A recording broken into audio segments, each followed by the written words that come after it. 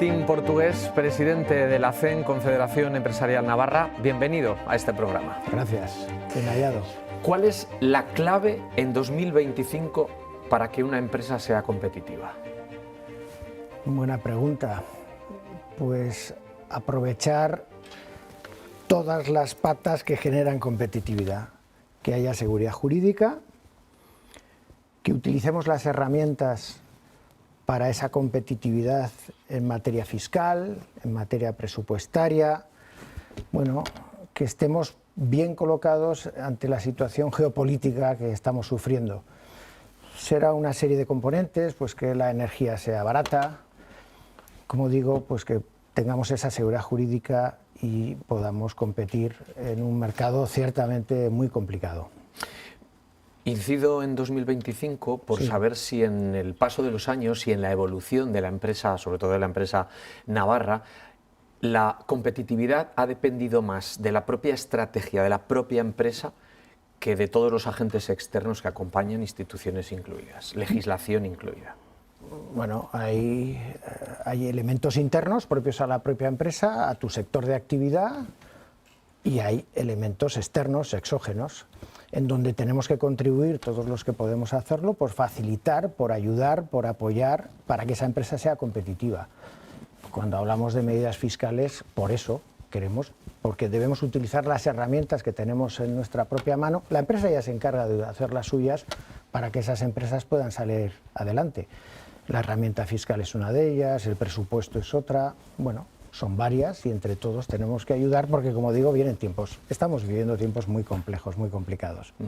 ¿Qué hay de verdad y qué no en todo lo que se ha hablado en los últimos 10 años sobre la fiscalidad navarra? ¿Es tan poco competitiva como siempre ustedes han Lo que pasa mantenido? es que hablamos nosotros siempre de una fiscalidad razonable y que nos haga competitivos. Las circunstancias cambian, los mercados cambian. Utilicemos esas herramientas.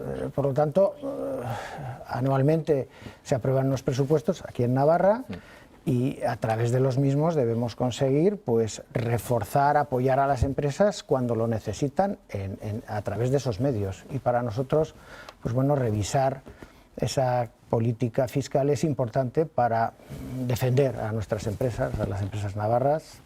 Es muy importante, claro, es fundamental. Estuvo hace unas semanas el consejero Mikel Urujo en este mismo programa y él nos contó que cuando afrontaban reuniones en privado con las empresas, que no era la fiscalidad uno de los principales problemas. Bueno, a mí sí me lo transmiten.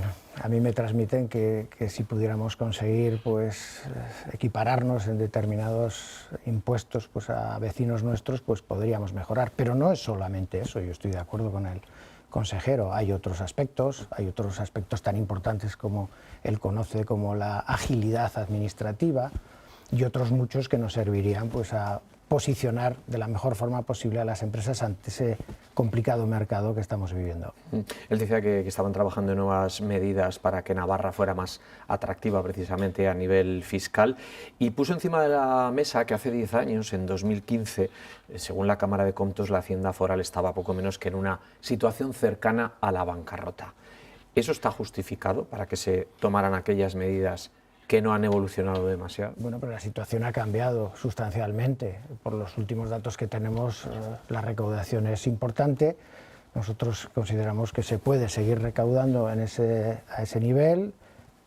Apoyamos el carácter social del presupuesto y de la recaudación, pero tenemos que mejorar en determinados impuestos que dependan del Gobierno de Navarra pues para ser atractivos, porque digo, las cosas han cambiado mucho.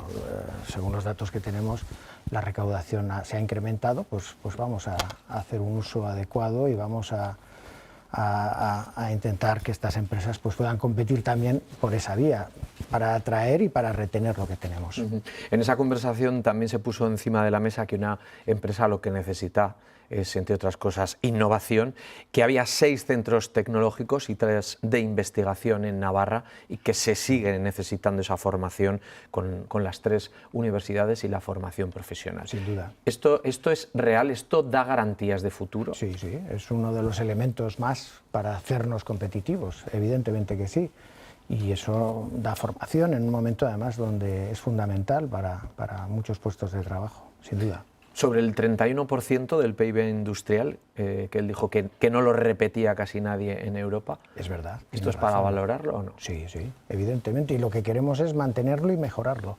Porque nos hemos dado cuenta en situaciones tan graves como la pandemia que la rapidez, la agilidad en poder salir de esas situaciones y hacerlo sin pérdida de empleo, sin pérdida de empresas, es manteniendo ese nivel tan elevado de industrialización en nuestra comunidad. Lo que quiere CEN es mantener ese nivel y si puede mejorarlo. Nos dejó algunas preguntas encima de la mesa, aunque las preguntas generalmente en estas entrevistas las hago yo, pero sí que nos dejó algunas y sí que quiero plantearle una de ellas. Él dijo que ¿qué era más importante para una empresa, la fiscalidad o tener gente capacitada y formada en su territorio? Las dos cosas. ¿Qué era más importante, un tejido de emprendimiento suficiente o la fiscalidad? Es que yo creo que son compatibles. Todo donde podamos contribuir para ser más competitivos, para garantizar seguridad jurídica, para mejorar la agilidad administrativa. Son medidas que se están hablando y que son absolutamente necesarias para posicionar a estas empresas en el mercado ante competidores donde es difícil luchar, la competencia china, americana, del resto de miembros de la Unión Europea. Hay diferencias y por lo tanto cuidemos lo que tengamos y si podamos mejorémosla con esto, con estas herramientas, estas armas que disponemos para ayudar a las empresas. Sí. ¿Cuál es la fiscalidad que a usted le gustaría tener para las empresas navarras? ¿Dónde se miran ustedes? ¿A qué comunidad autónoma miran? Hombre, seguramente pues por cercanía, por proximidad, incluso por nivel de renta y demás, pues el País Vasco pues es una comunidad que en los índices de competitividad fiscal ocupa unos puestos que a nosotros nos gustaría compartir. ¿Pero esto va de pagar más o menos impuestos o es algo más? Bueno, va de apoyar con esa medida y de si hay más gente que paga, pues que se pueda recaudar incluso más. ¿Y depende únicamente de la legislación?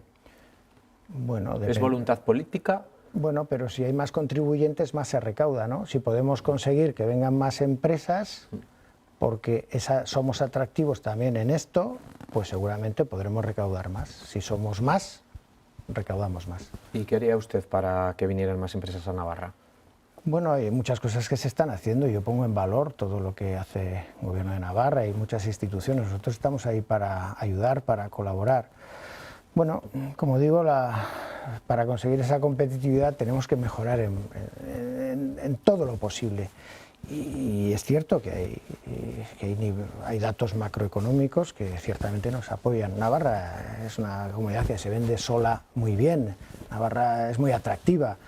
Bueno, pues mejoremos también todo lo que podamos para conseguir que estas empresas que están no se vayan y para que otras puedan enfocar en esta tierra y hacer aquí sus proyectos industriales y empresariales.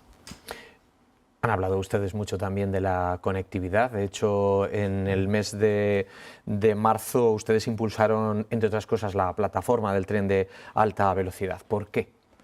¿No se creen que esto termine de llegar? No, esperamos Hay que sí. pisar el acelerador. ¿Por qué crearon esa plataforma? Porque uno cuando va por la autovía sí que está viendo trabajar a las máquinas, vemos que algún avance hay, no sé si los que ustedes para desean. Ayudar al Gobierno de Navarra a favorecer, a promover, a procurar pues un apoyo social para que eso pueda adelantarse en la medida de nuestras posibilidades, pues para ir con más fuerza al Ministerio y decirle Navarra necesita este tren y tiene a la sociedad civil apoyando al Gobierno para que salga adelante lo antes posible. ¿Y ve decisión en este actual Gobierno? Sí, sí, así nos lo trasladan y yo no tengo la menor duda. Acabamos de firmar un plan de empleo donde se fija una fecha 2030 para que el tren llegue a Pamplona y eso nos satisface mucho. ¿Y se lo cree? Sí, ¿por qué no? Yo siempre, cuando la gente te lo dice de buena fe y buena voluntad, ¿cómo no voy a creerle al Gobierno de Navarra si me dice esto? ¿Por qué no? Bueno, porque Pepe Blanco y Miguel Sanz en su momento también dijeron que en 2015 el tren sería real. Ya han pasado 10 años de esa fecha. Ciertamente, pero vamos, tenemos que seguir empujando, tenemos que seguir confiando en que eso va a ser así. A mí me toca ahora y el que venga después de mí tendrá que seguir haciéndolo. Pero bueno, tenemos una fecha cierta y ojalá se cumpla. Bueno, si hablamos de conectividad, también hay que hablar de la autovía por una parte, hay que hablar del aeropuerto. El anuncio que hizo la presidenta Chivite recientemente sobre una licitación, sobre un concurso para distintas aerolíneas que trabajen, que operen en el aeropuerto de Pamplona, ¿le parece suficiente? ¿Por dónde debería ir? Me parece un primer paso importante. Así nos lo trasladó y yo se lo agradecí. Se ponen sobre la mesa unos millones de euros para atraer compañías a través de ese concurso.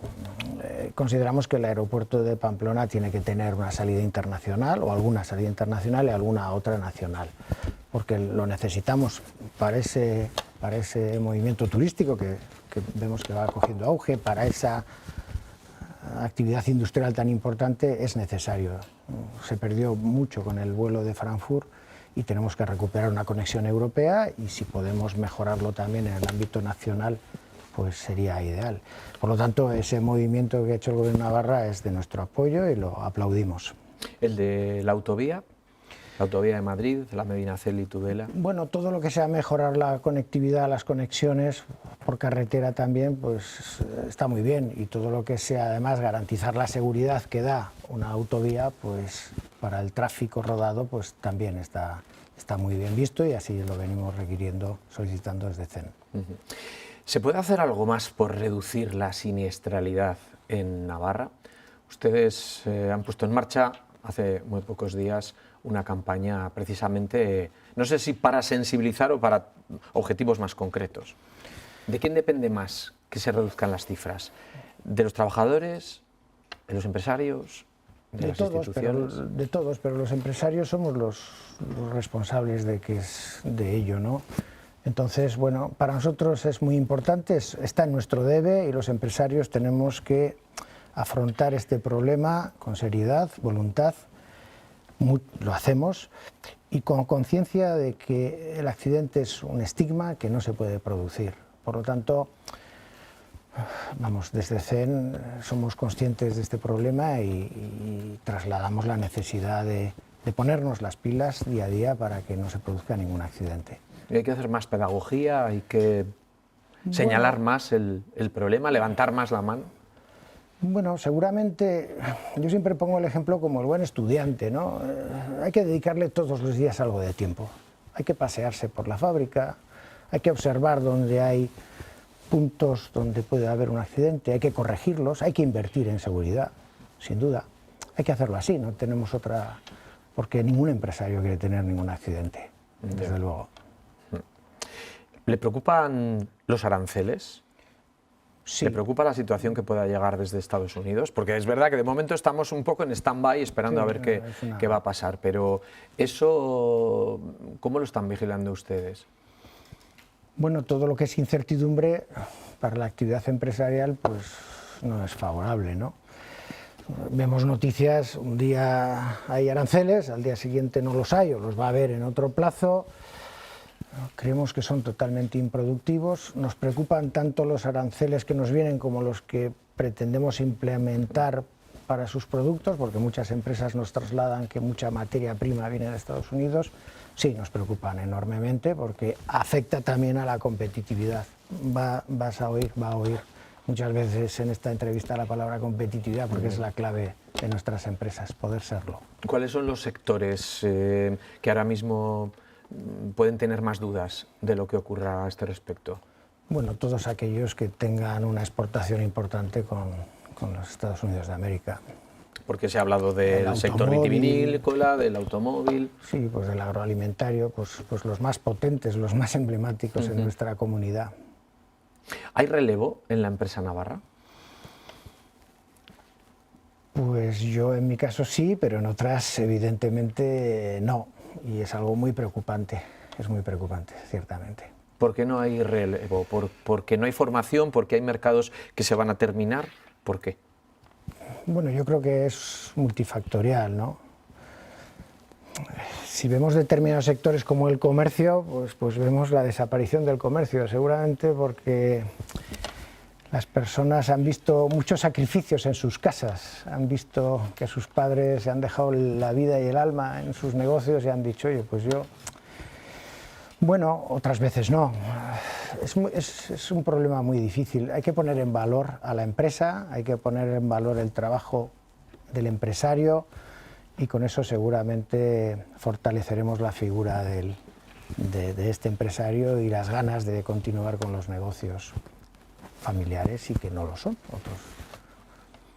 Es complejo, es complejo, es complejo. De hecho, nosotros en CEN estamos desarrollando un proyecto piloto, bueno, no es piloto porque se está llevando a efecto, creo que con éxito, y que trata de llegar a las aulas para poner, como digo, en valor lo que es una empresa, lo que es la figura del empresario tan denostada durante los últimos años. Yo creo que si eso lo revitalizamos, conseguiremos que la gente quiera serlo y que por lo tanto haya más continuidad.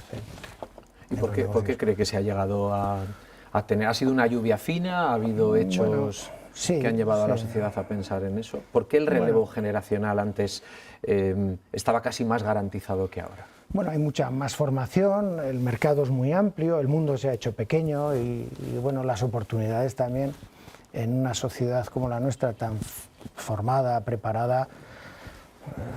Yo tengo una hija que ha estado en Colombia, en Estados Unidos, en Nueva York y ahora está en Luxemburgo trabajando.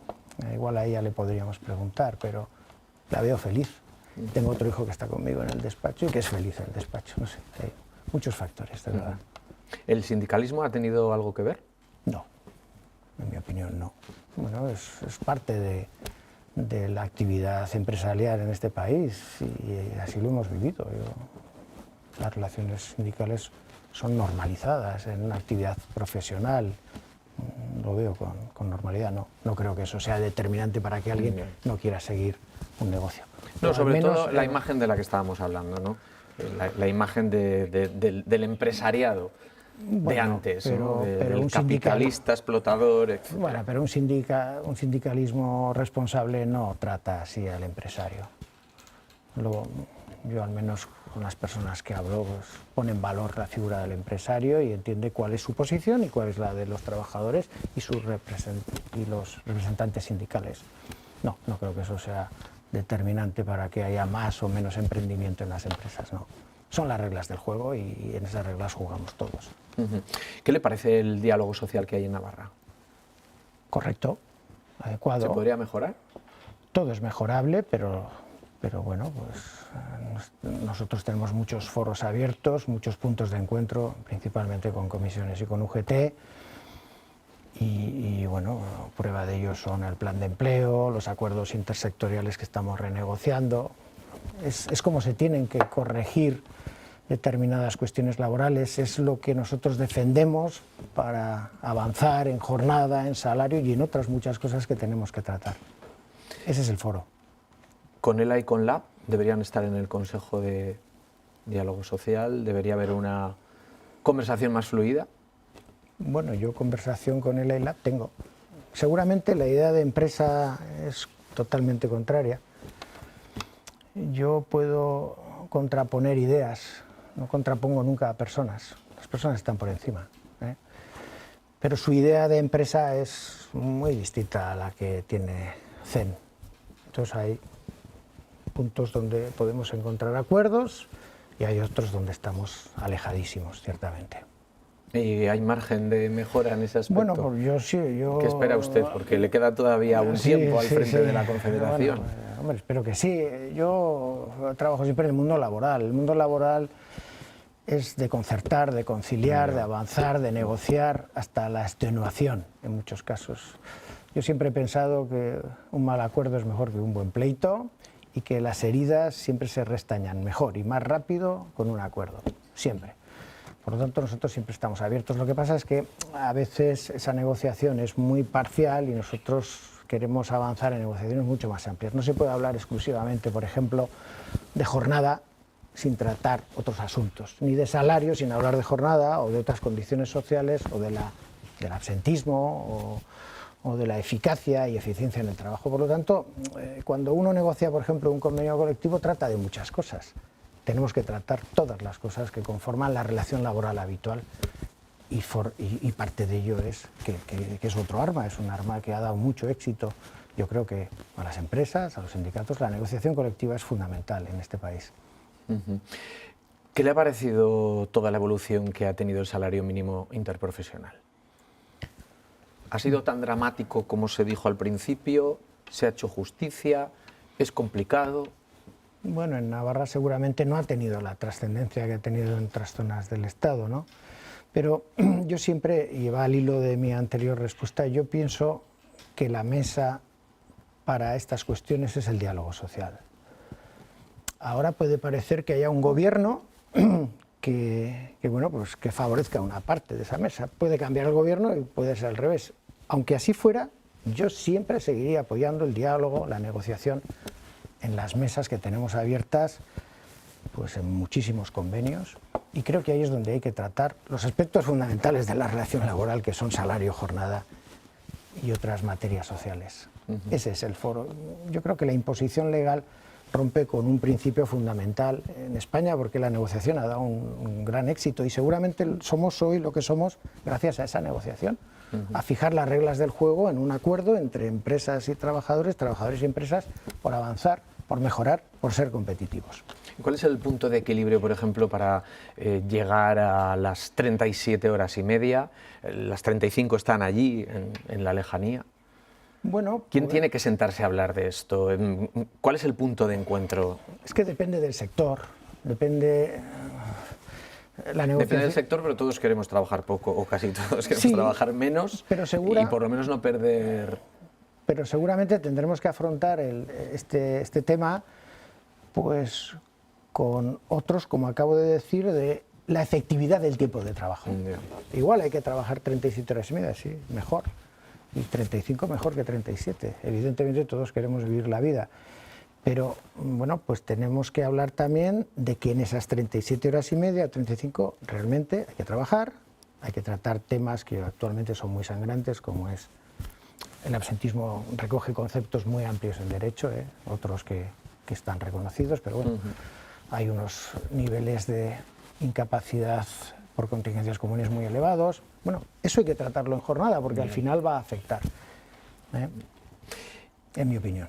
Todo esto se mejoraría también si hubiera más información o más educación desde jóvenes de lo que es una empresa, de cómo funcionan las relaciones laborales y demás. ¿Habría que prestarle más atención desde el colegio, desde el instituto, desde la universidad? Sin duda, y de ahí esos proyectos que te he comentado en los que participa CEN desde muy pequeñitos, porque se trata de poner en valor, de ver lo que es una empresa, del sacrificio que exige y la satisfacción que produce pues vender un producto en la otra esquina del mundo. Eso tiene un precio, no tiene precio, es un gran valor. ¿Mejoraría que haya personas que sepan, por ejemplo, hacer la declaración de la renta sin necesitar ayuda o saber interpretar una nómina?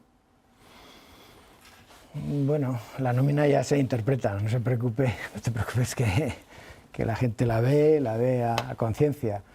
Bueno, todo lo que sea formación es bueno, conocer tu nómina, conocer que la empresa ha retenido parte de tu nómina para que vaya a la hacienda, conocer que tú cobras más de lo que dice el neto de esa nómina, siempre sí es bueno. Es bueno porque nos daríamos cuenta de la labor que hacen las empresas. Las empresas estamos haciendo una labor administrativa, de gestión administrativa.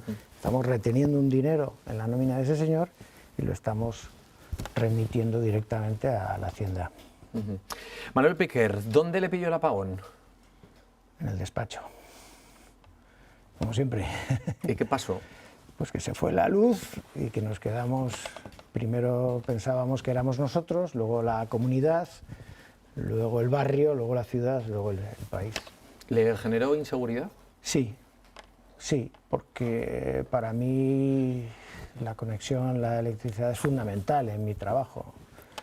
Y creo que fue grave, además, Yo siempre pongo el mismo ejemplo. Imagínese una empresa que nos comunicó un alta de un trabajador en ese momento del apagón, y ese trabajador 5 minutos después, 10 o 2 horas, porque a nosotros la luz tardó en llegar, pues tiene un accidente y no hemos podido cursar el alta, ¿no? me creó incertidumbre, me preocupó y me ha hecho tomar medidas propias para decir, oye, ¿y si pasa esto, cómo puedo mantener mi actividad? Porque yo presto servicios a terceros, pero me da igual, el que tiene un horno y puede perder el horno, el que se queda sin actividad, pues se ve gravemente afectado. Tenemos que corregir esto, no puede volver a ocurrir. ¿Y le ha convencido la poca información que hemos tenido hasta ahora? ¿No? ¿A futuro esto que le preocupa o no? Me preocupa porque no se puede volver a producir, pero no tengo información, no sé qué ha pasado, sinceramente. Ya nos dirán, algún día nos dirán lo que ha pasado, no lo sé. ¿Cómo se imagina la Navarra de dentro de 10 años? ¿O cómo le gustaría? Bueno, pues una Navarra que siga siendo atractiva, una Navarra industrial, una Navarra con un aeropuerto pues con más vuelos, con el agua hasta el sur de Navarra, con unas infraestructuras de primer orden, donde todo el mundo quiera venir, donde las empresas quieran invertir y donde además pues sigamos disfrutando de sus gentes, de sus fiestas y de sus tradiciones y ser orgullosos de ser navarros como me pasa a mí. Mi padre es catalán, mi madre es vasca y yo con mucha honra de esta tierra. Manuel Piquer Martín Portugués, presidente de la Confederación Empresarial Navarra, muchísimas gracias y que vaya muy bien. Gracias a vosotros. Gracias. Muy bien.